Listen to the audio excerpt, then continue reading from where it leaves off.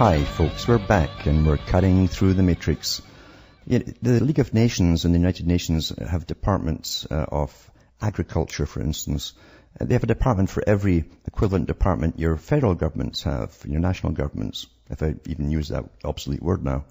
But much bigger departments too. In fact, the UN has been giving laws out for 40 years or more to each country on every area, and they get signed into the law in your country. They never tell you where it came from.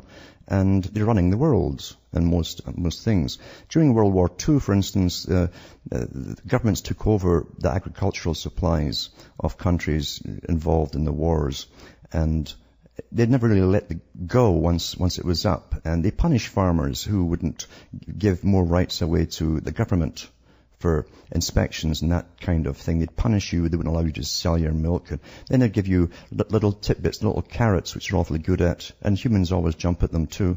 That they give you tax concessions on purchasing things if you're a farmer, if you just join these little organizations set up by the government. And we've seen so many, but thousands and thousands of small farms across Europe and Canada and the States and elsewhere go down ever since World War II, until you're left really with the big agribusinesses. And that was always the purpose of it, that big business would go through a process of having corporate farming, and they would then form the world's food suppliers, and then they'd amalgamate together again under the auspices of the United Nations. And we're going through that today. Most folk don't know it, in fact.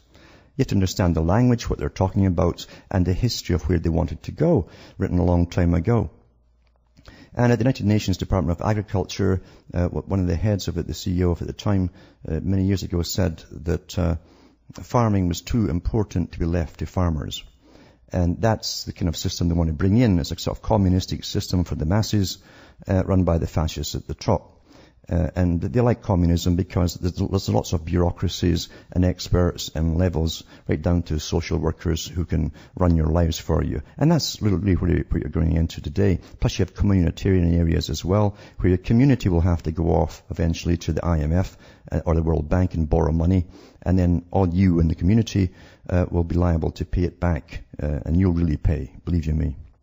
It's a new feudal system, and that's what Carroll Quigley said. Now, what is feudalism? That's where there's a few overlords and the rest are peasants. I hope you understand what he's talking about. This is no exaggeration here. And you're post-consumerist as well, and that's been well announced ever since the last planned bank crash, where all the cash went to money heaven, and some guys got the keys, obviously, and then we bailed out the banks again. And Britain just given another $92 billion to bail out some of the banks in Europe. Another $92 billion. It's just amazing how it goes, isn't it? Anyway, here's an article here about your food. Food's awfully important right now because they're really after the food supply of the planet. 5 agribusinesses pretty well own everything that billions of people live on now. That's an awful lot of power. And it shouldn't be in the hands of 5 companies. So you find the G20 next week are meeting again on the next step of taking over further the world's food supply and bringing on a food crisis. Because you see, they've planned a food crisis for a long time.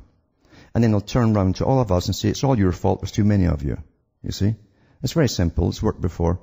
And but it's not that at all. What they're really after is to take all restrictions of exporting foods and getting your tax money to purchase that food that you're going to export to give to third world countries. That means you're going to have less food at home and the prices are going to go even higher. So that will bring on the crisis. You've got to understand what the game plan is here. So anyway, it says, a deal on steps to curb food price volatility between G20 agricultural ministers next week is reachable but far from guaranteed, French Foreign Minister Bruno Le Maire said on Friday. And then they go through the negotiations, and it'll be tough. A deal's possible, but it might not be, etc., etc. And it says the main stumbling blocks at this stage were proposals for more transparency on food supplies, calls for more regulation of derivative markets, because they've got all the food supplies up on the big casino, the World Casino, and a proposed limitation of export restrictions for humanitarian aid. That means that they drop all restrictions and they give it as aid, which means we'll have to purchase it to give it away. You understand that? He stressed that France would not make any substantial concessions to an action plan currently under discussion. And then it says they're due to adopt an action plan next week, of which Reuters obtained a draft on Thursday. And the draft ministers mainly agree on purely agricultural issues such as the launch of a database on countries' farm supplies. That's every country on the planet. A research program on wheat, and a rapid response forum between member states in case of a food crisis. You understand where it's all going? And then going to the Council on Foreign Relations website, or Chatham House as they call it. That's the parent organization, Royal Institute of International Affairs. And they tell you they've got think tanks working on that for over 16 years now, the coming food crisis. So this is planned, you understand. It's all planned.